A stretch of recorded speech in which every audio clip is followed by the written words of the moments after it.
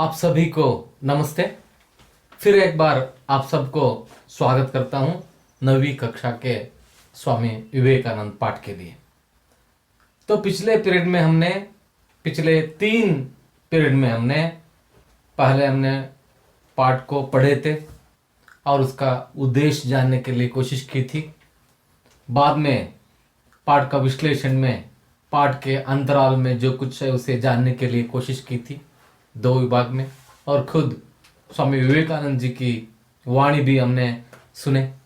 तो अब इसके बाद अंत में रहे अभ्यास भाग के बारे में थोड़ा जानकारी प्राप्त करने के लिए कोशिश करेंगे।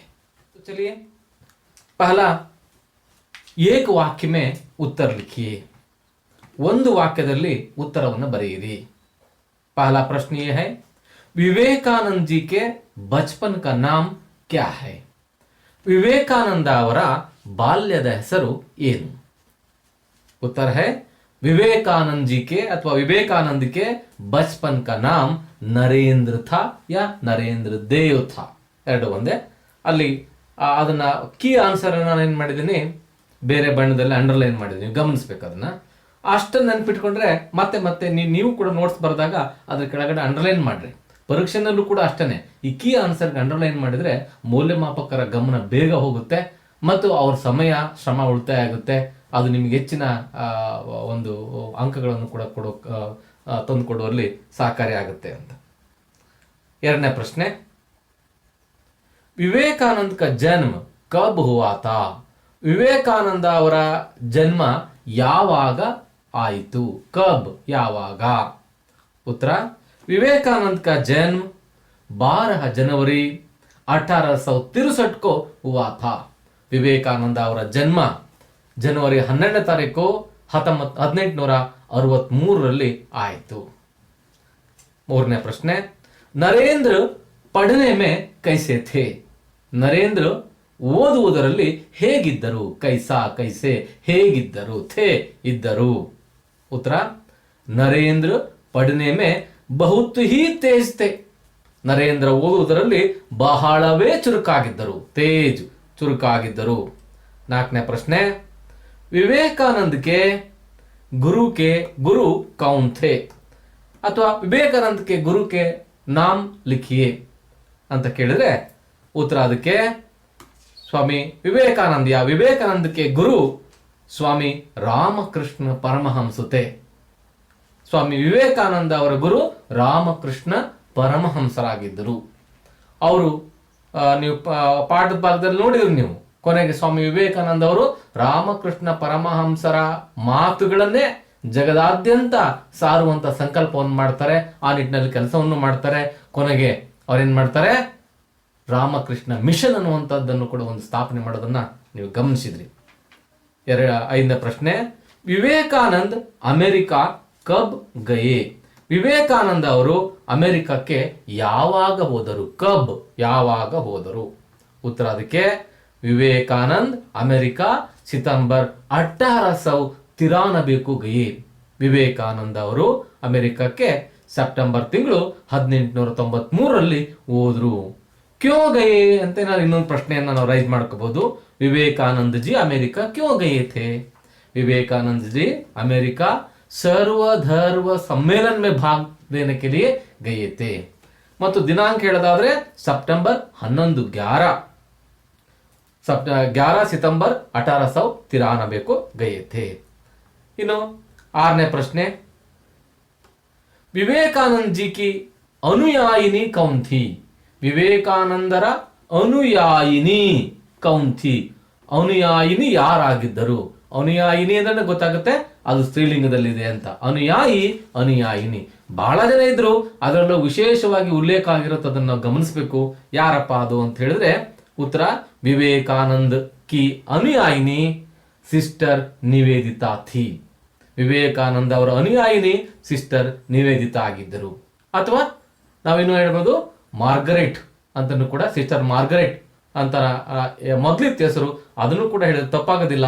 ಆದರೆ ಇವ್ರ ಹೆಸರನ್ನ ಬದಲಾಯಿಸಿಕೊಂಡದ್ರಿಂದ ಸಿಸ್ಟರ್ ನಿವೇದಿತಾ ಅಂತಾನೆ ಪ್ರಖ್ಯಾತಿಯನ್ನು ಪಡೆದಿದ್ರು, ಅದನ್ನೇ ನಾವು ಹೇಳಿದ್ರೆ ಸೂಕ್ತ ಆಗುತ್ತೆ। नेक्स्ट, विवेकानंद का देहांत ಕಬ್ ಹುವಾ? ವಿವೇಕಾನಂದ ಅವರ ದೇಹಾಂತ ಅಂದ್ರೆ ನಿಧನ, ಅವರ ಮೃತ್ಯು ಮರಣ ಯಾವಾಗ ಆಯಿತು? ಉತ್ತರ ಅದಕ್ಕೆ विवेकानंद का देहांत 4 जुलाई 1902 को हुआ। 1902 को हुआ, 14 अಲ್ಲ, 1902 को हुआ। ವಿವೇಕಾನಂದ ಅವರ ಜನ್ಮ ಜುಲೈ 4 1902 ಆಯಿತು।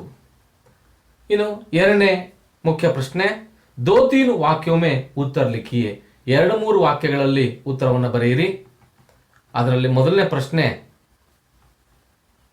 ವಿವೇಕಾನಂದ ने कौन सा रथ लिया? ವಿವೇಕಾನಂದ ಅವರು ಯಾವ ರಥವನ್ನ ಹಿಡಿದರು? ಉತ್ತರ ಅದಕ್ಕೆ विवेकानंद ने देश विदेश में भ्रमण कर भारतीय धर्म और दर्शन का प्रसार करने का एवं समाज सेवा करने का रथ लिया।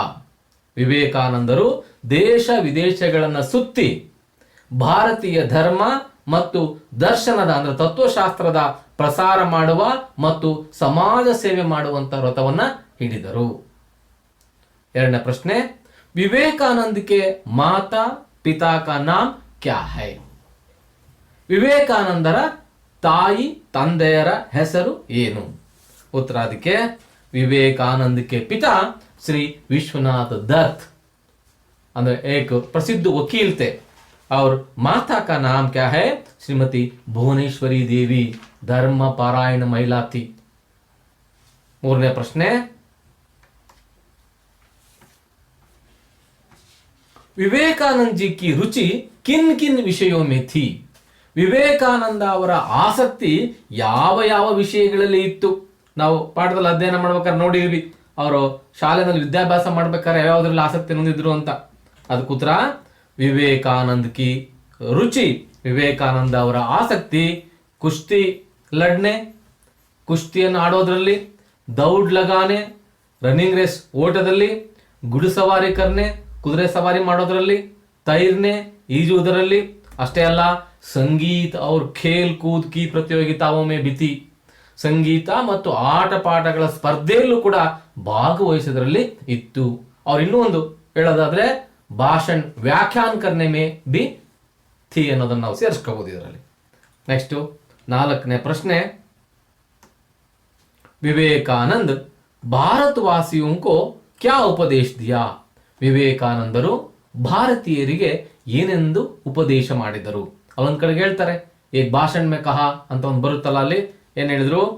ವಿವೇಕಾನಂದ ने ಭಾರತವಾಸಿयों को उपदेश दिया कि, ವಿವೇಕಾನಂದರು ಭಾರತವಾಸಿಗಳಿಗೆ ಉಪದೇಶ ನೀಡಿದರು ಕಿ ಏನಪ್ಪಾ ಅಂದ್ರೆ, ಹಿಂಗೆ ಕೆಳಗೆ ಪಾಯಿಂಟ್ಸ್ ತರ ನೀವು ಬರಿಬಹುದು, ಅದನ್ನ ನೆನಪಿಟ್ಟುಕೊಳ್ಳಕ್ಕೂ ಸುಲಭ, ಬರೀಲಿಕ್ಕೂ ಸುಲಭ, ಮೌಲ್ಯಮಾಪಕರ ಗಮನವನ್ನು ಕೂಡ ಬೇಗ ಸೆಳೆಯಬಹುದು। ಅದರಲ್ಲಿ ಮೊದಲನೇದು ಭಾರತೀಯ ಸಂಸ್ಕೃತಿ और सभ्यता का सदुपयोग करने का उपदेश दिया। ಭಾರತೀಯ ಸಂಸ್ಕೃತಿ ಮತ್ತು ಸಭ್ಯತೆಯ ಸದುಪಯೋಗ ಮಾಡಿಕೊಳ್ಳುವಂತ ಉಪದೇಶವನ್ನು ಮಾಡ್ತಾರೆ। ಎರಡನೇದು अंधविश्वासों और रूढ़ियों को हटाकर धर्म का वास्तविक अर्थ बतलाया। ಅಂಧವಿಶ್ವಾಸ ಮತ್ತು ಸಂಪ್ರದಾಯಗಳನ್ನ ಹೋಗಲಾಡಿಸಿ ವಾಸ್ತವಿಕ ಧರ್ಮದ ಅರ್ಥವನ್ನ ತಿಳಿಸಿ ಹೇಳ್ತಾರೆ। ಮೂರನೇದು ಸಮಾಜ ಸೇವಾ ಹಿ ಪರಮಾತ್ಮ ಕಿ ಸಚ್ಚಿ ಸೇವಾ ಬತಲಾಯ, ಅಂದ್ರೆ ಸಮಾಜ ಸೇವೆಯೇ ಪರಮಾತ್ಮನನ್ನು ಒಲಿಸಿಕೊಳ್ಳುವ ಇರುವ ನಿಜವಾದ ದಾರಿ, ನಿಜವಾದ ಸೇವೆ ಅಂತ ಹೇಳ್ತಾರೆ। ಕೊನೆಗೆ ನೀವು ಆದಿ ಅಂತ ಸೇರಿಸಬಹುದು, ಇಷ್ಟೇ ಹೇಳಲಿಲ್ಲ, ಇನ್ನು ಮುಂತಾದ ಮಾತುಗಳನ್ನ ಹೇಳಿದ್ರು ಅಂತ। 5ನೇ ಪ್ರಶ್ನೆ, ವಿವೇಕಾನಂದ ने किन किन देशों की यात्रा की? ವಿವೇಕಾನಂದ ಅವರು ಯಾವ ಯಾವ ದೇಶಗಳ ಯಾತ್ರೆ ಮಾಡಿದರು ಅಂದ್ರೆ ಸುತ್ತಿದರು, ಪರಿಭ್ರಮಣ ಮಾಡಿದರು? ಉತ್ತರ ವಿವೇಕಾನಂದ ಅವರು ಯಾವುದು ಮೊದಲು ಅಮೆರಿಕಾ, ಆಮೇಲೆ ಇಂಗ್ಲೆಂಡ್, ಆಮೇಲೆ ಸ್ವಿಟ್ಜರ್ಲ್ಯಾಂಡ್, ಆಮೇಲೆ ಅಲ್ಲಿಂದ ಶ್ರೀಲಂಕಾ, ಅಲ್ಲಿಂದ ಬರ್ಬೇಕಾದ್ರೆ ವಾಪಸ್ ಬರ್ಬೇಕಾದ್ರೆ ಶ್ರೀಲಂಕಾ ಅದು ಮುಖ್ಯವಾಗಿ ಬಂದ್ರು, ಶ್ರೀಲಂಕಾ ಆದಿ ದೇಶೋಂಕಿ ಯಾತ್ರಾ ಕಿ, ಮುಂತಾದ ದೇಶಗಳ ಯಾತ್ರೆಯನ್ನು ಮಾಡಿದ್ರು। ಅಷ್ಟೇ ಅಲ್ಲ, ಸಾತ್ ಹಿ ಉನ್ಹೋನೆ ಶಿಕಾಗೋ ವಿಶ್ವ ಧರ್ಮ ಸಮ್ಮೇಳನ ಮೇ ಭಾಷಣ ದಿಯಾ। ನಿಮಗೆ ಗೊತ್ತಿರೋ ಹಾಗೆ ಆ ವಿಶ್ವ ಧರ್ಮ ಸಮ್ಮೇಳನ ಚಿಕಾಗೋದಲ್ಲಿ ನಡೀತಲ್ಲ, ಅಲ್ಲೂ ಕೂಡ ಭಾಗವಹಿಸಿದ್ರು. ಜೊತೆಗೆ ಸಾರಾ ಭಾರತ್ ಕಾ ಭ್ರಮಣ್ ಕಿಯಾ ಅದನ್ನು ಕೂಡ ಸೇರಿಸ್ಕೋಬೇಕು. ಇಡೀ ಭಾರತವನ್ನು ಕೂಡ ಅವರು ಸುತ್ತಿದ್ರು ಅಂತ. ಬರೀ ವಿದೇಶಗಳಷ್ಟೇ ಅಲ್ಲ, ದೇಶವನ್ನು ಕೂಡ ಅವರು ನೋಡಿದ್ರು. ನೆಕ್ಸ್ಟ್ 6ನೇ ಪ್ರಶ್ನೆ, विवेकानंद ने जनता को ललकार कर क्या कहने को कहा? ವಿವೇಕಾನಂದ ಅವರು ಜನತೆಗೆ ಲಲ್ಕಾರ್ ಕರ್ ಕೂಗಿ ಏನನ್ನು ಹೇಳಲು ಹೇಳಿದರು ಅಂತ. ವಿವೇಕಾನಂದ ಅವರು ಲಲ್ಕಾರ್ ಕರ್ ಕ್ಯಾ ಕಹ ಅಲ್ಲ, ವಿವೇಕಾನಂದ ಅವರು ಕೂಗಿ ಏನು ಹೇಳಿದ್ರು ಅಲ್ಲ, ಜನರಿಗೆ ಕೂಗಿ ಹೇಳಲು ಏನನ್ನು ಹೇಳಿದರು. ಏನಂತ ನೀವು ಹೇಳ್ಬೇಕಪ್ಪ ಹೆಮ್ಮೆಯಿಂದ ಅಂತ ಹೇಳ್ತಾರಲ್ಲಿ. ಉತ್ತರ ಅದಕ್ಕೆ ವಿವೇಕಾನಂದ ನೆ ಜನತಾ ಕೋ ಲಲ್ಕಾರ್ ಕರ್ ಕಹನೆ ಕೋ ಕಹಾ ಕಿ, ವಿವೇಕಾನಂದ ಅವರು ಕೂಗಿ ಹೇಳಲು ಜನರಿಗೆ ಹೇಳ್ತಾರೆ ಏನಪ್ಪ ಅಂತ ಹೇಳಿದ್ರೆ, ಮೊದಲನೇದಾಗಿ ವೀರ್ ಬನೋ और ಲಲ್ಕಾರ್ ಕರ್ ಕಹೋ ಕಿ ಮೈ ಭಾರತೀಯ ಹೂಂ, ವೀರನಾಗು ಮತ್ತು ಕೂಗಿ ಹೇಳು ನಾನು ಭಾರತೀಯ ಎಂದು. ಮತ್ತೆ ಅನ್ಪಢ್ ಭಾರತೀಯ, ನಿರ್ಧನ ಭಾರತೀಯ, ऊंची जाति का भारतीय, नीच जाति का भारतीಯ, सब मेरे भाई है. ಅನ್ಪಢ ಭಾರತೀಯ, ಓದು ಬರಹ ಬಾರದೇ ಇರುವಂತಹ, ನಿರ್ಧನ ಬಡವ ಭಾರತೀಯ, ಊಂಚಿ ಜಾತಿಕ ಉನ್ನತ ಜಾತಿಯ ಭಾರತೀಯ ಇರ್ಬೋದು, ಆಮೇಲೆ ನೀಚ ಜಾತಿಕ ಕೆಳಜಾತಿಯ ಭಾರತೀಯ ಇರ್ಬೋದು, ಸಬ್ ಮೇರೆ ಭಾಯಿ ಹೈ, ಎಲ್ಲರೂ ನನ್ನ ಸಹೋದರರು ಅಂತ ಹೆಮ್ಮೆಯಿಂದ ಹೇಳು ಅಂತ ಹೇಳ್ತಾರೆ. ಅಷ್ಟೇ ಅಲ್ಲ, ಉನ್ಕಿ ಪ್ರತಿಷ್ಠಾ ಮೇರಿ ಪ್ರತಿಷ್ಠಾ, ಉನ್ಕಾ ಗೌರವ ಮೇರಾ ಗೌರವ ಹೈ, ಅವರ ಪ್ರತಿಷ್ಠೆಯೇ ನನ್ನ ಪ್ರತಿಷ್ಠೆ, ಅವರ ಗೌರವವೇ ನನ್ನ ಗೌರವ ಅಂತ ಬರೀ ಸ್ವಾಮಿ ವಿವೇಕಾನಂದ ಅವ್ರು ಹೇಳಿಲ್ಲ, ಅವರು ಎಲ್ಲರಿಗೂ ಇದೇ ತರ ಹೇಳ್ರಿ, ನೀವು ನಾಚೆ ತಲೆ ತಗ್ಸ್ಕೋಬೇಡ್ರಿ ಅಥವಾ ಕೀಳರಿಮೆಯಿಂದ ಬಳಲ್ಬೇಡ್ರಿ, ನೀವು ಹೆಮ್ಮೆಯಿಂದ ಹೇಳ್ರಿ ಅನ್ನುವಂಥ ಮಾತನ್ನ ಇಲ್ಲಿ ಹೇಳಲಾಗಿದೆ. ಇಷ್ಟು ಒಂದು ವಾಕ್ಯ ಮತ್ತು 2 ವಾಕ್ಯಗಳಲ್ಲಿ ಉತ್ತರ ಬರೆಯಿರಿ ಅನ್ನುವಂಥದ್ದು ಅಂಶಗಳು. ಇನ್ನು 3ನೇ ಮೇನ್ ಕ್ವಶನ್ ಅಭ್ಯಾಸ ಭಾಗದಲ್ಲಿರೋದು ಅನ್ಯ ವಚನ ರೂಪ ಲಿಖಿಯೇ. ಅನ್ಯ ವಚನ ರೂಪವನ್ನು ಬರಿಬೇಕು. ಅಂದ್ರೆ ವಚನ ಅಂತ ಹೇಳಿದ್ರೆ ಏಕವಚನ ಮತ್ತು ಬಹುವಚನ. ಅನ್ಯ ವಚನ ಅಂತ ಹೇಳಿದ್ರೆ ಅವ್ರು ಏಕವಚನ ಕೊಟ್ಟಿದ್ರೆ ನಾವು ಬಹುವಚನದಲ್ಲಿ ಪರಿವರ್ತನೆ ಮಾಡ್ಕೋಬೇಕು, ಅವರೇ ಬಹುವಚನ ಕೊಟ್ಟಿದ್ರೆ ಅದನ್ನ ಏಕವಚನಕ್ಕೆ ಪರಿವರ್ತನೆ ಮಾಡಿ ಬರೀಬೇಕು. ಇಲ್ಲಿ ಎಲ್ಲ ಕೂಡ ಏಕವಚನದಲ್ಲೇ ಕೊಡಲಾಗಿದೆ, ನಾವೊಂದು ಬಹುವಚನದಲ್ಲಿ ಮಾಡಬೇಕಾಗಿದೆ. ಮೊದಲನೇದು ಯಾವುದಿದೆ, ರೂಢಿ ಅಂತ ಇದೆ. ರೂಢಿ, ರೂಢಿಯಾ, ಸಂಪ್ರದಾಯ, ಸಂಪ್ರದಾಯಗಳು, ವ್ಯಾಖ್ಯಾ, ವ್ಯಾಖ್ಯಾಯೇ, ವ್ಯಾಖ್ಯಾ, ವ್ಯಾಖ್ಯೆಗಳು, ವ್ಯಾಖ್ಯೆಗಳು, ಸೇವಾ, ಸೇವಾಯೇ, ಸೇವೆ, ಸೇವೆಗಳು, ಆಜ್ಞಾ, ಆಜ್ಞಾಯೇ, ಆದೇಶ, ಆದೇಶಗಳು, ಉಪಾಧಿ, ಉಪಾಧಿಯಾ, ಪದವಿ, ಪದವಿಗಳು, ಶಾಖಾ, ಶಾಖಾಯೇ, ಶಾಖೆ, ಶಾಖೆಗಳು. ಇಲ್ಲಿ ನಾವು ಗಮನಿಸಬೇಕಾಗಿರೋದು ಯಾ ಪ್ರತ್ಯಯ ಸೇರ್ಕೊಂಡಿದೆ ಎಲ್ಲ ಕಡೆ ಕೂಡ. ವ್ಯಾಖ್ಯಾ, ವ್ಯಾಖ್ಯಾಯೇ, ಯಾ ಬಂದಿದೆ ಮತ್ತು ಎ ಮೇಲೆ ಚಂದ್ರಬಿಂದು ಬಂದಿದೆ. ಅಂದ್ರೆ ಏಕವಚನ ಏಕವಚನ ಇರುವಂತಹ ಶಬ್ದಗಳನ್ನು ಬಹುವಚನ ಮಾಡುವಂತಹ ಪ್ರಕ್ರಿಯೆಗಳಲ್ಲಿ ಈ ತರಹದ ಕ್ರಿಯೆಯು ಕೂಡ ಒಂದು. ನಾವು ಬೇರೆ ಬೇರೆ ಅಭ್ಯಾಸ ಭಾಗದಲ್ಲಿ ಬೇರೆ ಬೇರೆ ರೀತಿ ಏಕವಚನ ಎರವನ್ನ ಬಹುವಚನ ಮಾಡೋದನ್ನ ನಾವು ಗಮನಿಸಿದ್ವಿ. ಹಾಗೆ ಒಂದ್ ವೇಳೆ ಸ್ತ್ರೀಲಿಂಗ ಇದ್ರೆ ಏನಾಗುತ್ತದು, ಯಾ ಪ್ರತ್ಯಯ ಸೇರ್ಕೊಳ್ತದೆ. ಅವಾಗ ರಸ್ವ ಇರೋ ಶಬ್ದ ದೀರ್ಘ, ಆ ದೀರ್ಘ ಇರೋದು ರಸ್ವ ಆಗುತ್ತೆ ಅಂತ ನಾವು ಕಳೆದ ಪೀರಿಯಡ್ ಗಮನಿಸಿದ್ವಿ. ಹೆಂಗೆ ಮುಂದುವರೆದು ಅಭ್ಯಾಸ ಭಾಗದಲ್ಲಿ ಅನ್ಯ ಲಿಂಗ ರೂಪ ಲಿಖಿ ಅಂತ ಇದೆ. ಅಂದ್ರೆ ಅನ್ಯ ಲಿಂಗ ರೂಪ, ಸ್ತ್ರೀಲಿಂಗ ಇದ್ರೆ ಪುಲ್ಲಿಂಗ, ಪುಲ್ಲಿಂಗ ಶಬ್ದ ಇದ್ರೆ ಸ್ತ್ರೀಲಿಂಗ ಶಬ್ದವನ್ನ ಬರಿಬೇಕು. ಮೊದಲನೇದು ಮಾತಾ ಇದೆ, ಬಹಳ ಸುಲಭವಾದ ಶಬ್ದ. ಮಾತಾ ಅನ್ಯ ಲಿಂಗ ಏನಾಗುತ್ತೆ, ಪಿತಾ ಆಗುತ್ತೆ. ಘೋಡ, ಕುದುರೆ, ಘೋಡಿ ಆಗುತ್ತೆ. ಗಂಡು ಕುದುರೆಗೆ ಘೋಡ ಅಂತಾರೆ, ಘೋಡಿ ಅಂದ್ರೆ ಹೆಣ್ಣು ಕುದುರೆ. ಸ್ವಾಮಿ, ಸ್ವಾಮಿನ್, ಸ್ವಾಮಿ ಯಜಮಾನ, ಸ್ವಾಮಿನ್ ಯಜಮಾನತಿ ಅಥವಾ ಒಡೆಯ, ಒಡತಿ. ಅನುಯಾಯಿ, ಅನುಯಾಯಿನಿ, ಅನುಯಾಯಿ ಪುಲ್ಲಿಂಗ ಏಕವಚನ, ಅನುಯಾಯಿನಿ ಸ್ತ್ರೀಲಿಂಗ ಏಕವಚನ, ಸ್ತ್ರೀಲಿಂಗ ರೂಪ ಬರುತ್ತೆ ಅದಕ್ಕೆ. ಹಾಗೇನೆ ಬಾಲಕ್, ಬಾಲಿಕಾ, ಬಾಲಕ, ಬಾಲಕಿ. ನೋಡಿ, ನೀವು ಬಹಳ ಯಾಮಾರ್ಬಿಡ್ತೀರಿ ಮಕ್ಕಳೇ ಈ ತರದ ಪ್ರಶ್ನೆಯನ್ನು ಪರೀಕ್ಷೆಯಲ್ಲಿ ಕೇಳಿದಾಗ. ಹೆಂಗ್ ಕೇಳ್ತಾನೆ, ಬಾಲಕ್ ಇಸ್ಕ ಅನ್ಯ ಲಿಂಗ ರೂಪ ಲಿಖಿ ಅಂತ ಕೊಟ್ಟು ಕೆಳಗಡೆ 4 ಆಪ್ಷನ್ ಕೊಡ್ತಾನೆ. ಒಂದು ಬಾಲಕಿ ಅಂತಾನೆ ಮೊದಲಿಗಿರುತ್ತೆ ಎ, ಎರಡನೇದು ಬಾಲಿಕಾ ಇರುತ್ತೆ, ಮೂರನೇದು ಸ್ವಲ್ಪ ಮಿಸ್ಟೇಕ್ ಬಲಿಕಾ ಅಂತ ಇರ್ತದೆ, ಇಲ್ಲ ಅಂದ್ರೆ ಬಾಲಿಕಾ ಅಂತ ಏನೋ ಸಣ್ಣ ಪುಟ್ಟ ಏನದು ಕಾಗುಣಿತದ ವ್ಯತ್ಯಾಸವನ್ನು ಮಾಡಲಾಗಿರ್ತದೆ. ನೀವೇನ್ ಮಾಡ್ತೀರಿ, ಮೊದಲನೇದು ಓದ್ತೀರಿ ಬಾಲಿಕಾ ಬಾಲಕಿ ಅಂತ, ಅಯ್ಯೋ ಎಷ್ಟು ಸುಲಭ ಅಂತ ನೀವು ಉತ್ತರ ಬರೆದು ಬಿಡ್ತೀರಿ, ಯಾಕೆಂದ್ರೆ ನಿಮ್ ಕನ್ನಡದಾಗ ಅಭ್ಯಾಸ ಆಗ್ಬಿಟ್ಟಿದೆ ಬಾಲಕ ಬಾಲಕಿ. ಆದ್ರೆ ಹಿಂದಿನಲ್ಲಿ ಸರಿ ಉತ್ತರ ಏನಾಗುತ್ತೆ, ಅದಕ್ಕೆ ಬಾಲಿಕಾ ಆಗುತ್ತೆ ಹೊರತು ಬಾಲಕಿ ಆಗೋದಿಲ್ಲ. ಬಾಲಕ್ ಬಾಲಿಕಾ, ಅಧ್ಯಾಪಕ್ ಅಧ್ಯಾಪಿಕಾ, ಶಿಕ್ಷಕ್ ಶಿಕ್ಷಿಕಾ. ಇವನು ಸ್ವಲ್ಪ ನೀವು ಗಮನ ಇಟ್ಟು ನೋಡ್ಕೋಬೇಕು. ಇನ್ನು ಶಿಷ್ಯ ಅಂತ ಇದೆ, ಶಿಷ್ಯ ಪುಲ್ಲಿಂಗ, ಸ್ತ್ರೀಲಿಂಗ ಏನಾಗುತ್ತೆ, ಶಿಷ್ಯ ಆಗುತ್ತೆ. ದೀರ್ಘ ಬಂದಿದೆ ನೋಡಿ ಇಲ್ಲಿ. ಇಂಥದಕ್ಕೆ ಉದಾಹರಣೆ ಛಾತ್ರ ಛಾತ್ರ, ಛಾತ್ರ ವಿದ್ಯಾರ್ಥಿ, ಛಾತ್ರ ವಿದ್ಯಾರ್ಥಿನಿ. ಹಾಗೆ ಶಿಷ್ಯ ಶಿಷ್ಯ. ಕನ್ನಡದಲ್ಲೂ ಕೂಡ ಹಾಗೇನೆ ಈ ಕೆಲವು ಸ್ತ್ರೀಲಿಂಗ ಶಬ್ದಗಳು ಏನ್ ಮಾಡ್ತೀವಿ, ದೀರ್ಘ ಮಾಡ್ತೀವಿ ನಾವು. ದೀರ್ಘ ಮಾಡಿದಾಗ ಅದು ಸ್ತ್ರೀಲಿಂಗ ಅಂತನೂ, ಹ್ರಸ್ವ ಮಾಡಿದಾಗ ಅದು ಪುಲ್ಲಿಂಗ ಅಂತನೂ ಕೂಡ ನಾವು ಗಮನಿಸಬೇಕು. ಅನೇಕ ಶಬ್ದಗಳು ಹಂಗಿರ್ತದೆ. ಉದಾಹರಣೆಗೆ ನಯನ ಅಂತ ಒಂದು ಶಬ್ದ ಇದೆ. ನಯನ ಅದು ವ್ಯಂಜನ ಇತ್ತು ಅಂದ್ರೆ ಪುಲ್ಲಿಂಗ ಹುಡುಗ, ನಯನ ಆದ್ರೆ ಸ್ತ್ರೀಲಿಂಗ. ಈ ತರ ಅನೇಕ ಶಬ್ದಗಳನ್ನು ನಾವು ಗಮನಿಸಬಹುದು. ಆ ದೀರ್ಘ ಮಾಡೋದ್ರಿಂದ ಕೂಡ ಪುಲ್ಲಿಂಗ ಇರೋದನ್ನ ಸ್ತ್ರೀಲಿಂಗವಾಗಿ ಬಳಸಬಹುದು. ವಿಲೋಮ ಶಬ್ದ ಲಿಖಿಯೇ ಅಥವಾ ವಿರುದ್ಧಾರ್ಥಕ ಶಬ್ದ ಲಿಖಿಯೇ. ಮೊದಲನೇದು ಇಲ್ಲಿ ಗೌರವ್ ಅಗೌರವ್, ಆ ಪ್ರತ್ಯಯವನ್ನು ಜೋಡಿಸೋದ್ರಿಂದ ಸುಲಭವಾಗಿ ನಾವು ವಿರುದ್ಧಾರ್ಥಕ ಶಬ್ದವನ್ನು ಮಾಡಬಹುದು. ಕನ್ನಡದಲ್ಲೂ ಕೂಡ ಅಷ್ಟೇ, ಗೌರವ ಅಗೌರವ. ದುಃಖ ಸುಖ, ದುಃಖ ಸುಖ ಸುಖ. ಸತ್ಯ ಅಸತ್ಯ, ಸತ್ಯ ಅಸತ್ಯ ಅಥವಾ ಸುಳ್ಳು ಅಂತಲೂ ಕೂಡ ಕನ್ನಡದಲ್ಲಿ ಹೇಳ್ಬೋದು. ಝೂಟ್ ಅಂತಲೂ ಕೂಡ ಹೇಳ್ಬೋದು. ಧರ್ಮ ಅಧರ್ಮ, ಧರ್ಮ ಅಧರ್ಮ, ಇವೆ ವಿರುದ್ಧ ಶಬ್ದಗಳು. ನೆಕ್ಸ್ಟ್ ಸ್ವದೇಶ್ ವಿದೇಶ್ ಅಥವಾ ದೇಶ ಅಂತಲೂ ಕೂಡ ಆಗ್ಬೋದು. ಸ್ವದೇಶ ವಿದೇಶ, ಪರದೇಶ. ನೆಕ್ಸ್ಟ್ ಸಮರ್ಥ ಅಸಮರ್ಥ, ಸಮರ್ಥ ಅಸಮರ್ಥ, ಯೋಗ್ಯ ಅನ್ನುವ ಅರ್ಥದಲ್ಲಿ. ಸಬಲ್ ದುರ್ಬಲ್ ಅಥವಾ ನಿರ್ಬಲ್ ಕೂಡ ಆಗ್ಬೋದು. ಸಬಲ ಬಲ ಉಳ್ಳಂಥವನು, ದುರ್ಬಲ ನಿರ್ಬಲ ಬಲ ಇಲ್ಲದೆ ಇರುವಂಥವನು. ಜ್ಞಾನ್ ಅಜ್ಞಾನ್, ಜ್ಞಾನ ಅಜ್ಞಾನ ಅನ್ನುವಂಥದ್ದು. ನೆಕ್ಸ್ಟ್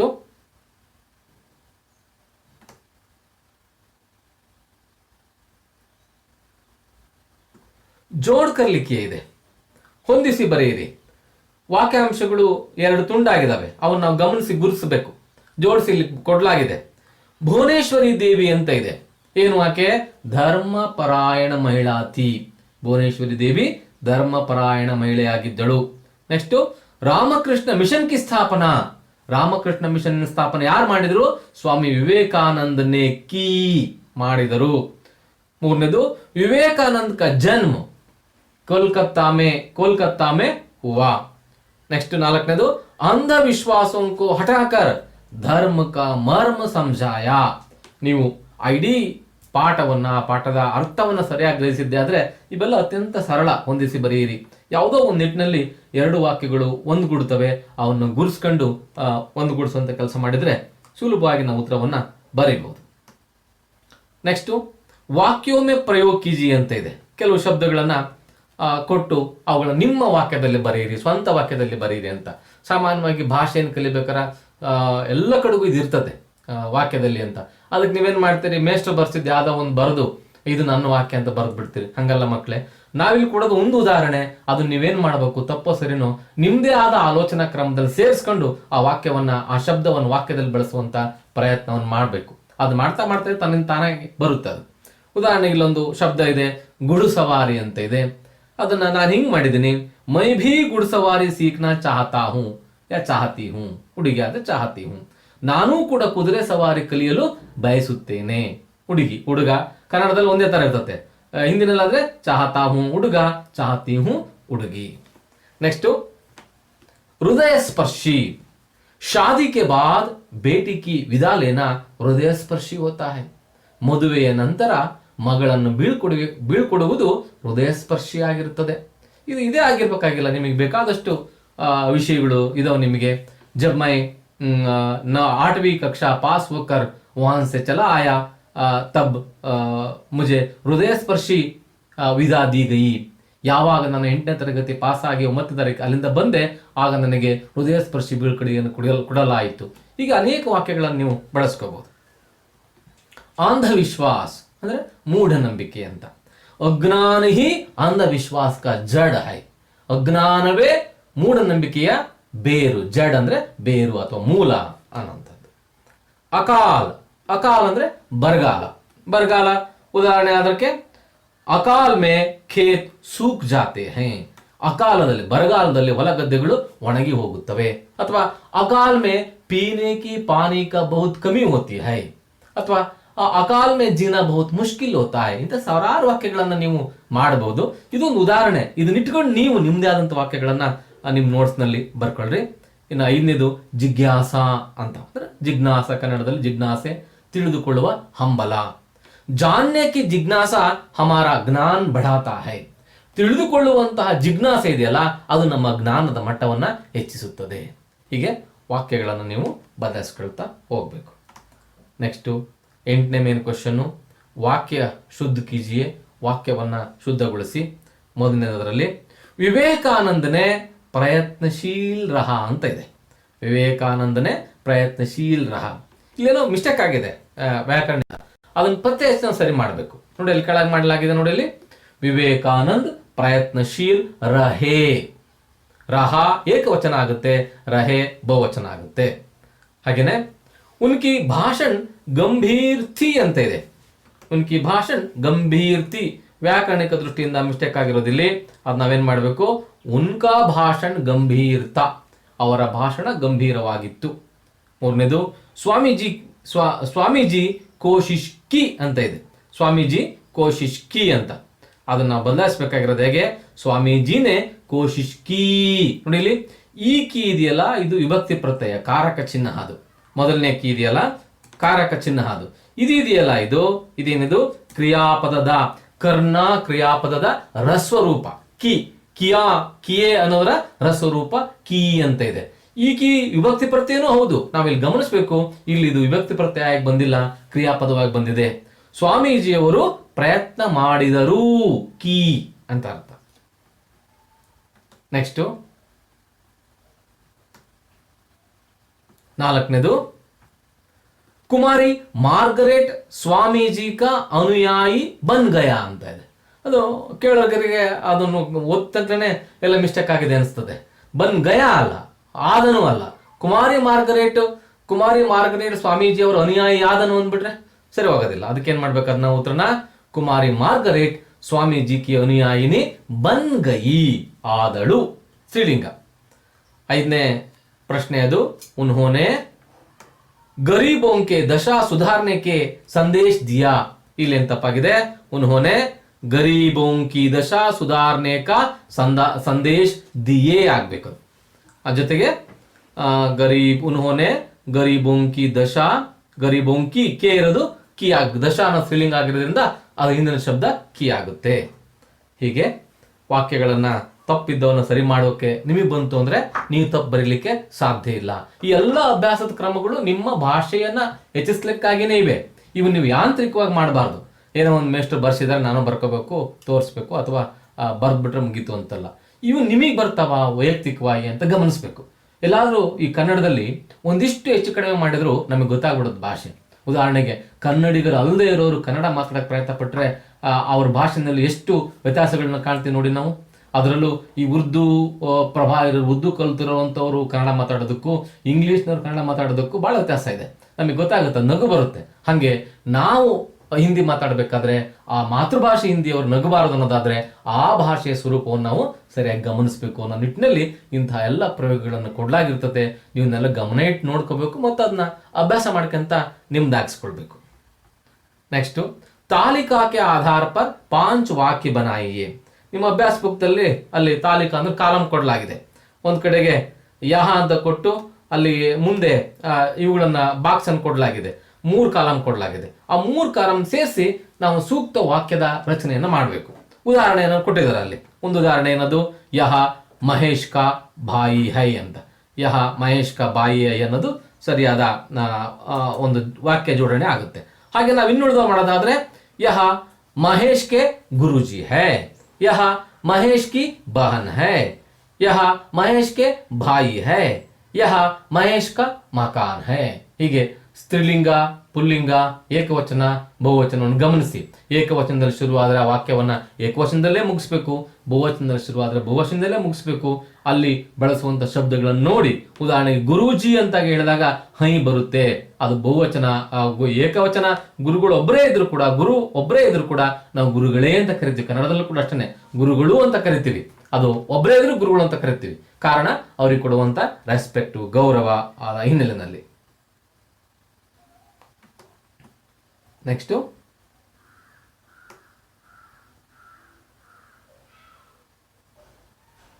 रिक्त स्थान भरकर सार्थक शब्द बनाई ಅಂತ ಇದೆ. ಖಾಲಿ ಜಾಗವನ್ನು ತುಂಬಿ ಸಾರ್ಥಕ ಶಬ್ದಗಳನ್ನ ಮಾಡಿ ಅಂತ. ಅಲ್ಲೇನ್ ಮಾಡಿದ್ದಾರೆ, ಮೇಲಿಂದ ಕೆಳಗೆ ದಾಯೇಸೆ ಬಾಯೇ, ದಾಯೇ ಎಡ, ಬಾಯೇ ಬಲ, ಎಡದಿಂದ ಬಲಕ್ಕೆ, ಊಪರ್ ಸೆ ನೀಚೆ, ಮೇಲಿಂದ ಕೆಳಕ್ಕೆ ಎರಡು ಶಬ್ದವನ್ನು ಕೊಡಲಾಗಿದೆ. ಒಂದು ಶಬ್ದ ಅದ ಎರಡು ಅಕ್ಷರ ಕೊಡಲಾಗಿದೆ.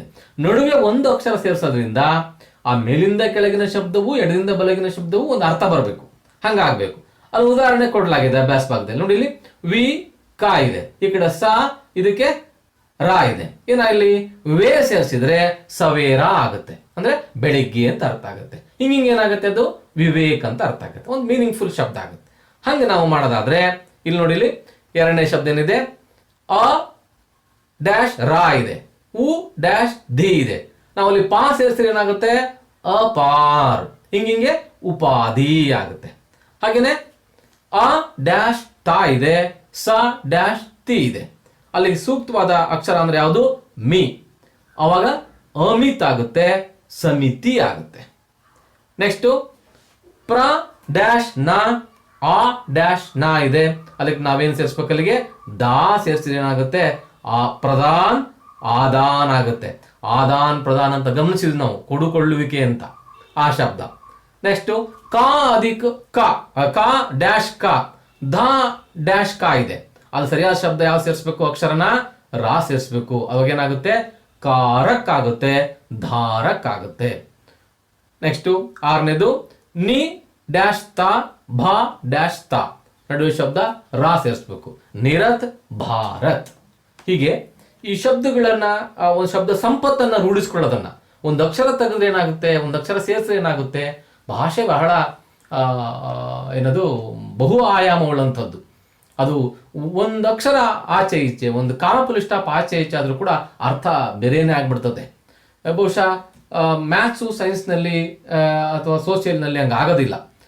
ಉದಾಹರಣೆಗೆ ಎರಡೆರಡು ನಾಕೆ, ಯಾವಾಗ ಕೇಳಿದ್ರು ನಾಕೆ, ಅದು ಬೆಳಿಗ್ಗೆ ಕೇಳಿದ್ರು, ಮಧ್ಯಾಹ್ನ ಕೇಳಿದ್ರು, ನಾನು ಹೇಳಿದ್ರು, ನೀವು ಹೇಳಿದ್ರು, ಇನ್ಯಾರು ಹೇಳಿದ್ರು, ನಾಕೆ ವ್ಯತ್ಯಾಸ ಆಗೋದಿಲ್ಲ ಅದೆಲ್ಲ. ಆದ್ರೆ ಭಾಷೆ ಹಂಗಾಗೋದಿಲ್ಲ. ಅದು ಭಾಷೆ ಒಬ್ಬೊಬ್ರು ಒಂದೊಂದು ಜಾಗದಲ್ಲಿ ನಿಂತಾಗ ಹೇಳಿದಾಗಲೂ ಅದಕ್ಕೊಂದು ಬೇರೆಯದ್ದೇ ಆದ ಅರ್ಥ ಬರ್ಬೋದು. ಹೇಳುವ ಶೈಲಿ, ಗತ್ತು, ಸನ್ನಿವೇಶ, ರೀತಿ, ಅವುಗಳ ಮೇಲೆ ಅರ್ಥ ವ್ಯತ್ಯಾಸ ಆಗ್ತಾ ಹೋಗುತ್ತೆ. ಹಾಗಾಗಿ ಭಾಷೆ ಬಹುಮುಖವುಳ್ಳದ್ದು, ಅದನ್ನು ಸೂಕ್ಷ್ಮವಾಗಿ ಗ್ರಹಿಸಬೇಕಾಗುತ್ತೆ. ಅವಕ್ಕೆಲ್ಲಕ್ಕೂ ಕೂಡ ಈ ಥರದ ಎಕ್ಸಸೈಸ್ಗಳು, ಅಭ್ಯಾಸಗಳು ನಿಮಗೆ ಸಹಕಾರಿ ಆಗ್ತವೆ ಸೂಕ್ಷ್ಮ ಗ್ರಹಿಸಲಿಕ್ಕೆ. ಅದಕ್ಕೆ ನೀವು ನೋಡಬೇಕು. ಉದಾಹರಣೆಗೆ ಅಂಥದ್ದು ಇನ್ನೊಂದು ಅಭ್ಯಾಸ ಇದೆ ಇಲ್ಲಿ. ಇದು 11ನೇ ಮೇನ್ ಕ್ವಶನ್ ಇದೆಯಲ್ಲ, ಅಲ್ಲಿ ದಿಯೇ ಗಯೇ ಶಬ್ದೋ ಮೇ ನಿಹಿತ್ 4 ನಯೇ ಶಬ್ದ ಢೂಂಢ್ ಕರ್ ಲಿಖಿಯೇ. ಕೆಳಗಂಡಂತಹ ಕೊಟ್ಟಿರುವಂತಹ ಶಬ್ದಗಳಲ್ಲಿ ನಿಹಿತ್ ಅಂದ್ರೆ ಹುದುಗಿರುವ, ಅಡಗಿರುವಂತಹ 4 ನಯೇ ಶಬ್ದ, 4 ಹೊಸ ಶಬ್ದಗಳನ್ನ ಢೂಂಢ್ ಕರ್ ಲಿಖಿಯೇ, ಢೂಂಢ್ ಕರ್ ಹುಡುಕಿ, ಹೆಕ್ಕಿ, ಲಿಖಿಯೇ ಬರೀರಿ ಅಂತ ಒಂದು ಶಬ್ದ ಕೊಟ್ಟಿದ್ದಾನೆ. ಆ ಶಬ್ದದೊಳಗಿರುವಂತಹ ಅಕ್ಷರಗಳನ್ನ ಬಳಸ್ಕೊಂಡು ನಮಗೆ ಗೊತ್ತಿರುವಂತಹ ಸಾರ್ಥಕ ಶಬ್ದವನ್ನ ನಾವು ಮಾಡಬೇಕು. ಉದಾಹರಣೆಗೆ ಅಲ್ಲೊಂದು ಕೊಟ್ಟಿದ್ದಾನೆ, ಏನಿದೆ, ಧರ್ಮ ಪರಾಯಣ ಅಂತ ಶಬ್ದ. ಈ ಶಬ್ದದಲ್ಲಿ ನಾವು ಎಷ್ಟು 4 ಶಬ್ದದಲ್ಲಿ ಮಾಡಲಾಗಿದೆ ನೋಡಿ. ಧರ್ಮ ಅನ್ನೋದೊಂದು ಸ್ವತಂತ್ರ ಶಬ್ದ ಆಗುತ್ತೆ, ರಾಯ ಅನ್ನೋದೊಂದು ಸ್ವತಂತ್ರ ಶಬ್ದ ಆಗುತ್ತೆ, ಪಣ್ ಅನ್ನೋದು ಇನ್ನೊಂದಾಗುತ್ತೆ, ಧಾರ ಅನ್ನೋದು ಮತ್ತೊಂದು ಶಬ್ದ ಆಗುತ್ತೆ. ಇವು ಸ್ವತಂತ್ರ ಶಬ್ದವೂ ಹೌದು, ಕೂಡಿಸಿದ್ರೆ ಧರ್ಮ ಪರಾಯಣ, ಅಥವಾ ಅದರೊಳಗೆ ಸೇರಿಸ್ಕೊಂಡ್ರೆ ಬೆಳೆಸ್ಕೊಂಡ್ರೆ ಈ ಶಬ್ದಗಳ ಜೊತೆಗೆ ಆಟ ಆಡೋದು, ಈ ಪದಬಂಧ ಇದೆಯಲ್ಲ, ಇದು ನಮ್ಮ ಭಾಷಾ ಸಂಪತ್ತನ್ನ, ಬಹಳ ಶಬ್ದ ಸಂಪತ್ತನ್ನು ಹೆಚ್ಚಿಸ್ತದೆ. ಹೀಗೆ ಇನ್ನೊಂದಿದೆ, ಗುಡು ಸವಾರಿ ಅಂತ ಇದೆ. ಗುಡು ಸವಾರಿ ನಾವೇನ್ ಮಾಡ್ಬೋದು ಇಲ್ಲಿ, ಗುಡು ಸವಾರಿ, ವಾರಿ, ಗುಸ್ ಅಂತ. ನೆಕ್ಸ್ಟ್ ಪರಮಹಂಸ್, ಪರಮಹಂಸ್, ಪರ್ ಮರ್. ಹೀಗೆ ಅಂಧವಿಶ್ವಾಸ, ಅಂಧ ವಿಶ್ವಾಸ್, ವಿಶ್ವ ವಾಸ್. ಭಾರತವಾಸಿ, ಇದರಲ್ಲಿ ಭಾರತ್ ವಾಸಿ, ಭಾರತ್. ವಿವೇಕಾನಂದ್, ವಿವೇಕ್ ಒಂದು ಶಬ್ದ, ನಂದ್ ಇನ್ನೊಂದು ಶಬ್ದ, ವೇದ್ ಮತ್ತೊಂದು ಶಬ್ದ, ಕವಿ ಮತ್ತೊಂದು ಶಬ್ದ. ಹೀಗೆ ಮಾಡ್ಕೊಂತ ಹೋದ್ರೆ ನಾವು ಇನ್ನೂ ಅನೇಕ ಶಬ್ದಗಳನ್ನು ಇದರಲ್ಲಿ ಉತ್ಪನ್ನ ಮಾಡ್ಬೋದು. ಇವು ನಮ್ಮ ಬೌದ್ಧಿಕ ಸಾಮರ್ಥ್ಯವನ್ನು ಮತ್ತಷ್ಟು ಹೆಚ್ಚಿಸಲಿಕ್ಕೆ ಸಹಾಯಕ ಆಗ್ತವೆ. ಹೀಗೆ ನೀವೇ ಆಟ ಆಡ್ಬೋದು. ಶಬ್ದಗಳ ಜೊತೆಗೆ ಆಟ ಆಡೋದು ಅಂತ ಕರೀತಾರೆ ಇದಕ್ಕೆ. ಪಾಠದಲ್ಲಿ ಬರುವಂತ ಶಬ್ದಗಳನ್ನ ಆಚೆ ಈಚೆ ಮಾಡಿ ನೋಡಿದ್ರೆ ನಿಮ್ಮಷ್ಟಕ್ಕೆ ನಿಮಗೆ ಒಂದು ಆನಂದ ಬರ್ತದೆ, ಶಬ್ದ ಸಂಪತ್ತು ಕೂಡ ಹೆಚ್ಚಾಗುತ್ತೆ ಅಂತ. ಉದಾಹರಣೆ, ಈ ಶಬ್ದ ಸಂಪತ್ತು ಅಂತ ನನಗೆಲ್ಲ ಒಂದ್ ಕಡೆಗೆ ಒಂದು ಶಬ್ದ ನೆನಪಾಗುತ್ತೆ ನನಗೆ. ಯಾವ್ದು ಹೇಳಿದ್ರೆ, ನಮ್ಮ ಶಾಲೆನಲ್ಲಿ ಸಾಣೆಹಳ್ಳಿಯ ಶ್ರೀ ಗುರುಪಾದೇಶ್ವರ ಹೈಸ್ಕೂಲ್ನಲ್ಲಿ ಆ ಕಟ್ಟಡ ಕಟ್ಟಲಿಕ್ಕೆ ದೇಣಿಗೆ ನೀಡಿದವರ ಒಂದು ಪಟ್ಟಿಯನ್ನು ನೀಡಲಾಗಿದೆ. ಆ ಕಲ್ಲಿನಾಗೆ ಏನ್ ಮಾಡಿದ್ದಾರೆ, ಇಂಥ ಊರಿನವರು ಇಷ್ಟು ಹಣವನ್ನು ಕೊಟ್ಟಿದ್ದಾರೆ ಅಂತ ಒಂದು ಪಟ್ಟಿ ಕೊಡಲಾಗಿದೆ. ಅಲ್ಲೊಂದು ಊರ ಹೆಸರಿದೆ, ಏನು, ಸೊಕ್ಕೆ ಅಂತ. ಅಜ್ಜಂಪುರದ ಹತ್ರ ಸೊಕ್ಕೆ ಅಂತ ಊರಿದೆ. ಅವ್ರು ಇಷ್ಟು ಹಣ ಕೊಟ್ಟಿದ್ದಾರೆ ಅಂತ ಒಂದು ಲಿಸ್ಟ್, ಅಜ್ಜಂಪುರ, ಸೊಕ್ಕೆ, ಅಮೃತಾಪುರ, ಹಿಂಗೆಲ್ಲ ಊರುಗಳ ಲಿಸ್ಟ್ನಾಗ ಅದು ಒಂದಿದೆ. ಈ ನಮ್ಮ ಹುಡುಗರು ಎಷ್ಟು ಬುದ್ಧಿವಂತಿರ್ತಾರೆ ಅನ್ನೋದಕ್ಕೆ ಅದು ಮೆಟ್ಲು ಹತ್ತೇ ಹೋಗ್ಬೇಕು ಅಲ್ಲಿಗೆ. ಅವರು ಒಂದ್ಸರಿ ನೋಡಿದ್ ನಾನು, ಅಲ್ಲ ಸುಮ್ಮನೆ ಕ್ವಶನ್ ಮಾರ್ಕ್ ಇಟ್ಟಿದ್ದ ಅವನು. ಎಲ್ಲಿಗೆ? ಆ ಸೊಕ್ಕೆ ಅನ್ನೋ ಮುಂದಕ್ಕೆ. ಏನಾಗುತ್ತೆ ಅವಾಗ ಅದರ ಅರ್ಥ ನೋಡಿ, ಸೊಕ್ಕೆ ಅನ್ನೋದು ನಾಮಪದ, ಅದೇನ್ ಮಾಡಿದ ಅವನು ಕ್ರಿಯಾಪದವಾಗಿ ಮಾಡಿದ ಅವನಲ್ಲಿ. ಸೊಕ್ಕೆ ಅಂದ್ರೆ ದಿಮಾಕ ಅಂತ ಒಂದು ಕ್ವಶನ್ ಮಾರ್ಕ್. ಇದು ಆ ಹುಡುಗರ ಒಂದು ಬೌದ್ಧಿಕ ಸಾಮರ್ಥ್ಯವನ್ನು ತೋರಿಸ್ತದೆ. ಹಾಗೆ ನೀವು ಏನು ಪಂಕ್ಚುಯಲ್ ಮಾರ್ಕ್ಸ್ ಇದಾವೆ, ವಿರಾಮ ಚಿಹ್ನೆಗಳಿದಾವೆ, ಆ ಶಬ್ದಗಳನ್ನ ಹಾಕೋದ್ರ ಮುಖಾಂತರ, ತೆಗೆಯೋದ್ರ ಮುಖಾಂತರ ಕೂಡ ವಿಭಿನ್ನವಾದಂಥ ಅರ್ಥವನ್ನ ನಾವು ಗ್ರಹಿಸಬಹುದು ಅಂತ. ನೆಕ್ಸ್ಟ್, ಸಹಿ ಕಾರಕ ಚಿಹ್ನೋನ್ಸೆ ರಿಕ್ತ ಸ್ಥಾನ ಬರಿಯೇ. ಸರಿಯಾದ ವಿಭಕ್ತಿ ಪ್ರತ್ಯಯಗಳಿಂದ ಖಾಲಿ ಜಾಗವನ್ನು ತುಂಬಿರಿ. ವಿಭಕ್ತಿ ಪ್ರತ್ಯಯಗಳ ಬಗ್ಗೆ ನಾವು ನೋಡಿಲ್ಲ ಅಂದ್ರೆ ಇನ್ನೊಂದು ಮುಂದಿನ ಪೀರಿಯಡ್ ಅಲ್ಲಿ ವಿವರವಾಗಿ ನೋಡೋಣ. ಈಗ ನೋಡಿ, ಇಲ್ಲಿ ಮೊದಲನೇದಿಲ್ಲಿ ನದಿ ಡ್ಯಾಶ್ ತಟ್ ಪರ್ ಆಮ್ ಕ ಪೇಡ ಹೈ. ಅಲ್ಲಿ ಎರಡು ಕೊಟ್ಟಿದ್ದಾನೆ, ಕಿ ಮತ್ತು ಕೆ. ಇದರಲ್ಲಿ ಯಾವುದು ಸೂಕ್ತ ಪದ? ಕೆ ಅನ್ನೋದು ಸೂಕ್ತ ಆಗುತ್ತೆ. ನದಿ ಕೆ ತಟ್ ಪರ್ ಆಮ್ ಕ ಪೇಡ ಹೈ. ನೆಕ್ಸ್ಟ್ ಎರಡನೇದು, ರೇಲ್ ಗಾಡಿ ಡ್ಯಾಶ್ ಇಂಜಿನ್ ಸೆ ದುವಾ ನಿಕಲ್ತಾ ಹೈ. ಅಲ್ಲಿ ಇಲ್ಲೂ ಕೂಡ ಕೇನೆ ಸರಿಯಾದ ಉತ್ತರ ಆಗುತ್ತೆ, ರೇಲ್ ಗಾಡಿ ಕೆ ಇಂಜನ್ ಸೆ. ನೆಕ್ಸ್ಟ್, ಜಾನುವಾರು ಡ್ಯಾಶ್ ದಯಾ ಕರ್ನಿ ಚಾಹಿಯೇ. ಅಲ್ಲಿ ಮೇ ಮತ್ತು ಪರ್ ಇದೆ, ಪರ್ ಅನ್ನೋ ಸರಿಯಾದ ಉತ್ತರ, ಜಾನುವಾರೋಂ ಪರ್ ದಯಾ ಕರ್ನಿ ಚಾಹಿಯೇ. ನಾಲ್ಕನೇದು, ಜವಾನ್ ಔರ್ ಬೂಢೋ ಇದೆ, ಜವಾನ್ ಔರ್ ಬೂಢೋ ಡ್ಯಾಶ್ ಅಂತರ್ ಹೋತಾ ಹೈ. ಸೆ ಮತ್ತು ಮೇ ಇದೆ, ಅಲ್ಲಿ ಮೇ ಅನ್ನೋದು ಸರಿಯಾದ ಉತ್ತರ. ನೆಕ್ಸ್ಟ್, ಧೂಪ್ ಡ್ಯಾಶ್ ಪತ್ತೆ ಸೂಕ್ ಗಯೇ, ಧೂಪ್ ಸೆ ಪತ್ತೆ ಸೂಕ್ ಗಯೇ ಅನ್ನೋದು ಸರಿಯಾದ ಉತ್ತರ. ನೆಕ್ಸ್ಟ್ ಪ್ರಶ್ನೆ, ಅನುರೂಪತ ಅಂದ್ರೆ ನಿಮಗೆ ಗೊತ್ತಿರೋ ಹಾಗೆ ಅನುರೂಪತ ಅಂದ್ರೆ ಏನು? ಮೊದಲೆರಡು ಶಬ್ದಗಳಿಗಿರುವ ಸಂಬಂಧವನ್ನ ಗ್ರಹಿಸಿ ಮೂರನೇ ಶಬ್ದಕ್ಕೆ ನಾವು ಉತ್ತರವನ್ನು ಬರೀಬೇಕು. ಏನು? ಉದಾಹರಣೆಗೆ, ರಾಮಕೃಷ್ಣ ಪರಮಹಂಸ ಶಾರದಾ ದೇವಿ. ಇವೆರಡು ನಡುವೆ ಏನು ಸಂಬಂಧ ಇದೆ? ರಾಮಕೃಷ್ಣ ಪರಮಹಂಸ ಶಾರದಾ ದೇವಿ ಏನಿವರು? ನಾವು ಪಾಠ ಮಾಡಬೇಕಾದ್ರೆ ಒಂದು ಚಿತ್ರದಲ್ಲಿ ನೋಡಿದ್ವಿ ನಾವು. ಅವರಿಬ್ಬರು ಏನು? ಪತಿ ಪತ್ನಿಯರು, ಗಂಡ ಹೆಂಡತಿ. ಹಾಗಾದ್ರೆ ವಿಶ್ವನಾಥ ದತ್ ಅಂತ ಕೊಟ್ಟು ಮುಂದೆ ಡ್ಯಾಶ್ ಕೊಟ್ಟಾಗ ನಾವೇನ್ ಬರಿಬೇಕಲ್ಲಿ? ಭುವನೇಶ್ವರಿ ದೇವಿಯನ್ನ ಬರಿಬೇಕು. ಯಾಕೆಂದ್ರೆ ಇವರಿಬ್ಬರು ಪತಿ ಪತ್ನಿ. ನೆಕ್ಸ್ಟ್, 1863 1863 ಏನಿದೆ? ಸ್ವಾಮಿ ವಿವೇಕಾನಂದಕ ಜನ್ಮ ಆಗಿದ್ದು. ಹಾಗಾದ್ರೆ 1893 1893 ಡ್ಯಾಶ್ ಏನದು? ಅದು ಅಂದ್ರೆ ಸ್ವಾಮಿ ವಿವೇಕಾನಂದರಿಗೆ ಸಂಬಂಧಪಟ್ಟದನ್ನೇ ಬರಿಬೇಕು. ಏನದು? ಅದು ವಿವೇಕಾನಂದಕ ಅಮೆರಿಕ ಯಾತ್ರೆಗೆ ಹೋಗಿರೋಂಥ ಮಹತ್ವದ ಇಸ್ವಿ ಅದು. ಹಾಗಾಗಿ ನಾವು ಅದು ನೆನಪಿಟ್ಕೊಂಡು ಬರಿಬೇಕಾಗುತ್ತೆ. ನೆಕ್ಸ್ಟ್, ವಿವೇಕಾನಂದ್ ನರೇಂದ್ರ ಮೊದಲೆರಡು ಸಂಬಂಧ ಅಂದ್ರೆ ಏನಾಯ್ತು ಇಲ್ಲಿ? ವಿವೇಕಾನಂದ ಅವರ ಮೊದಲ ಹೆಸರು ಅಂದ್ರೆ ಸನ್ಯಾಸಿ ದೀಕ್ಷೆ ತೆಗೆದುಕೊಳ್ಳೋಕ್ಕಿಂತ ಮೊದಲ ಹೆಸರು ಏನಾಗಿತ್ತು? ಬಚ್ಪನ್ ಕ ನಾಮ್ ಕ್ಯಾ ಥಾ? ನರೇಂದ್ರ ದೇವ್ತಾ. ಹಾಗಾದ್ರೆ ಸಿಸ್ಟರ್ ನಿವೇದಿತಾ ಅವರ ಮೊದಲ ಹೆಸರೇನು? ಸಿಸ್ಟರ್ ನಿವೇದಿತಾ ಮಾರ್ಗರೆಟ್ ಎಲಿಜಬೆತ್ ಆಗುತ್ತೆ. Next, Chicago America. ಏನ್ ಸಂಬಂಧ? ಶಿಕಾಗೋ ಅನ್ನೋ ನಗರ ಅಮೆರಿಕದಲ್ಲಿದೆ. ಹಾಗಾದ್ರೆ ಕೋಲ್ಕತ್ತಾ ಎಲ್ಲಿದೆ ಅಂತ ಪ್ರಶ್ನೆ. ಸುಲಭ. ಎಲ್ಲಿದೆ ಕೋಲ್ಕತ್ತಾ? ನಮ್ಮ ದೇಶದಲ್ಲಿ ಅಂದ್ರೆ ಭಾರತದಲ್ಲಿ ಇದೆ. ಇಷ್ಟು ಅಭ್ಯಾಸ ಭಾಗವನ್ನ ನಾವು ಗಮನಿಸಿದ್ವಿ. ಇದಾದ ನಂತರ ನೀವೇನ್ ಮಾಡಬೇಕು ಮಕ್ಕಳೇ? ಈ ಅಭ್ಯಾಸ ಭಾಗವನ್ನು PDF ರೂಪದಲ್ಲೂ ಕೂಡ ನಿಮ್ಗೆ ಸಿಗುತ್ತೆ. ಇದು ನೀವು ನೀಟಾಗಿ ನೋಟ್ಸ್ ಬರ್ಕೋಬೇಕು, ಪದೇ ಪದೇ ಅಧ್ಯಯನ ಮಾಡಬೇಕು, ಅಭ್ಯಾಸ ಮಾಡಬೇಕು. ಪದೇ ಪದೇ ಬೇಕಿಲ್ಲ, ನೀವು ಇಡೀ ಕಥೆಯನ್ನ ಧ್ಯಾನ ಇಟ್ಟು ಗಮನ ಇಟ್ಟು ಕೇಳ್ಬಿಟ್ರೆ ತಲೆನಲ್ಲಿ ಉಳ್ಕೊಳ್ತವೆಲ್ಲವೂ ಸುಲಭ ಇರುವಂಥ ಪ್ರಶ್ನೆಗಳೇ. ಇವನ್ನೆಲ್ಲ ಬರ್ಕೊಂಡು ಆದ್ಮೇಲೆ ಒಂದು ಘಟಕ ಪರೀಕ್ಷೆಗೆ ನೀವೇ ಅಣಿಯಾಗಬೇಕು. ಈ ಪ್ರಶ್ನೆ ಪತ್ರಿಕೆ ಇಲ್ಲಿದೆ, ಅದಕ್ಕೆ ಉತ್ತರವನ್ನು ನೀವು ನೋಟ್ಸನ್ನು ನೋಡದೆ, ಇದನ್ನು ಕೇಳದೆ ಬರೆದು ನೀವು ನಿಮ್ಮ ಅಧ್ಯಾಪಕರಿಗೆ ತೋರಿಸ್ಬೇಕು ಅಥವಾ ವಾಟ್ಸಪ್ಗೆ ಹಾಕಬೇಕು. 15 ಅಂಕಕ್ಕೆ ಒಂದು ಘಟಕ ಪರೀಕ್ಷೆ ಇದೆ. ಏನದು? ಮೊದಲನೇ ಪ್ರಶ್ನೆ, ವಿಲೋಮ ಶಬ್ದ ಲಿಖಿಯೇ, ವಿರುದ್ಧಾರ್ಥಕ ಶಬ್ದ ಬರೆಯಿರಿ. ಒಂದನೇದು ಧರ್ಮ, ಎರಡನೇದು ಸ್ವದೇಶ. ಅರ್ಧ ಮಾರ್ಕ್ಸ್, ಟೋಟಲ್ 1 ಮಾರ್ಕ್ಸ್. ಎರಡನೇ ಪ್ರಶ್ನೆ, ಅನ್ಯ ವಚನ್ ರೂಪ್ ಲಿಖಿಯೇ, ಅದರಲ್ಲಿ ಮೊದಲನೇದು ರೂಢಿ, ಎರಡನೇದು ಶಾಖಾ.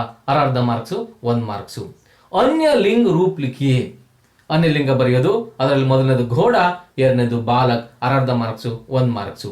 ನಾಲ್ಕನೇದು ಪರಮಹಂಸ ಮೇ ನಿಹಿತ್ ದೋ ನಯೇ ಶಬ್ದೋಂಕು ಢೂಂಢ್ಕರ್ ಲಿಖಿ ಅಂತ ಇದೆ. ಈ ಪರಮಹಂಸ ಅನ್ನುವಂತಹ ಶಬ್ದದಲ್ಲಿ ಹುದುಗಿರುವಂತಹ 2 ಹೊಸ ಶಬ್ದಗಳನ್ನು ಹುಡುಕಿ ಬರೆಯಿರಿ. ಅಲ್ಲಿ ನಾವು 4 ನೋಡಿದ್ವಿ, ಇಲ್ಲಿ ನೀವು 2 ಯಾವ್ದಾದ್ರು 2 ಬರೀಬಹುದು. ನೆಕ್ಸ್ಟ್, ವಾಕ್ಯ ಶುದ್ಧ ಕೀಜಿ. ವಾಕ್ಯ ವ್ಯಾಕರಣ ದೃಷ್ಟಿಯಿಂದ ಹಿಂದೆ ಮುಂದೆ ಆಗಿದೆ, ತಪ್ಪಾಗಿದೆ, ಅದು ಶುದ್ಧ ಮಾಡಬೇಕು. ಅದ್ಯಾವ್ದಪ್ಪ ಅಂದ್ರೆ ವಿವೇಕಾನಂದ್ ಪ್ರಯತ್ನಶೀಲ್ ರಹಿ. ಏನ್ ಮಾಡ್ಬೇಕು ಅಂತ ನಿಮ್ಗೆ ಗೊತ್ತಾಗಿರ್ಬೇಕು. ಈಗ ಅದಕ್ಕೆ 1 ಮಾರ್ಕ್ಸ್ ಒಂಚೂರು ಬದಲಾಯಿಸಿದ್ರೆ.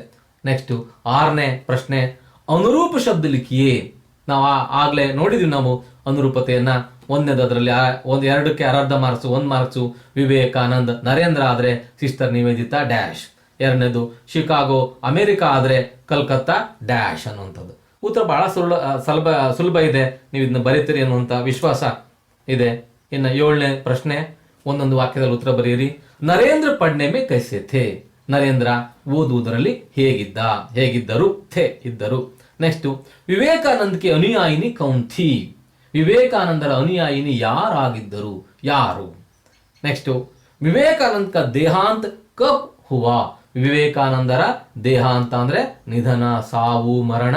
ಕಬ್ ಯಾವಾಗ ಆಯಿತು. ಇನ್ನು ಕೊನೆಯ 3 ಪ್ರಶ್ನೆ 2 ಅಂಕದ ಪ್ರಶ್ನೆಗಳಿವು. ಸ್ವಲ್ಪ ದೀರ್ಘ ಉತ್ತರವನ್ನು ಬಯಸ್ತವೆ. ವಿವೇಕಾನಂದ ಕಿ ರುಚಿ ಕಿನ್ ಕಿನ್ ವಿಷಯೋ ಮೇ ಥಿ. ವಿವೇಕಾನಂದ ಅವರ ಆಸಕ್ತಿ ಯಾವ ಯಾವ ವಿಷಯಗಳಲ್ಲಿ ಇತ್ತು. 11ನೇ ಪ್ರಶ್ನೆ, ವಿವೇಕಾನಂದ ನೆ ಭಾರತವಾಸಿಯೋಂಕೋ ಕ್ಯಾ ಉಪದೇಶ ದಿಯಾ. ವಿವೇಕಾನಂದ ಅವರು ಭಾರತೀಯರಿಗೆ ಏನೆಂದು ಉಪದೇಶ ಮಾಡಿದರು. ಕೊನೆಯ ಪ್ರಶ್ನೆ, ವಿವೇಕಾನಂದನೆ ಕಿನ್ ಕಿನ್ ದೇಶೋಂಕಿ ಯಾತ್ರಾ ಕಿ.